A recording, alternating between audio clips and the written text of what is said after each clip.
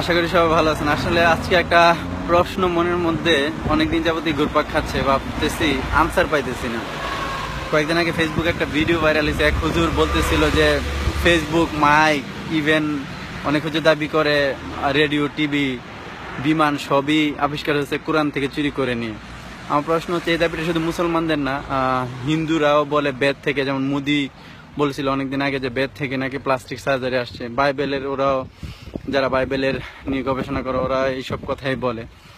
আমার কথা হচ্ছে, যারা এইসব দাবি করে ওরা নিজেরা, যেহেতু অনেকে আছে কোরআনের হাফেজ, মুফতি বা বেদের পণ্ডিত বা বাইবেল সম্পর্কে যারা পড়াশোনা করে, ওরা ওইটা যদি পড়াশোনা করে নিজেরাই বানাই ফেলুক, বানায় বলুক যে আমরা বানাইছি।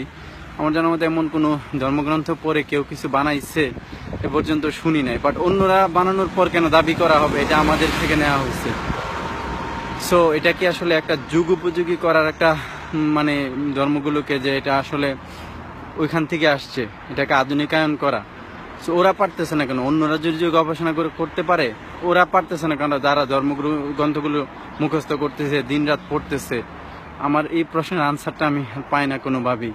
ওনারা কেন, কোন ভিত্তিতে দাবি করেন যেটা আগেই ছিল? ওনারা কেন বানাইতে পারেন না? ওনারা কি না বুঝিয়ে পড়তেছেন তোতা পাখির মতো? তো কেউ আনসারটা যে জানা থাকে জানাবেন। আমি এই আনসারের কোনো কুলকিনারা পাই না।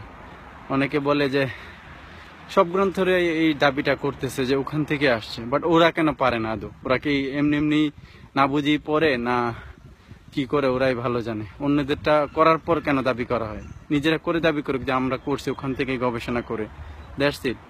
তখন তো আনসার সবাই পেয়ে যায়, কনফিউশন থাকে না। আপনাদের আনসারটা জানা থাকে জানাবেন, আশা করি।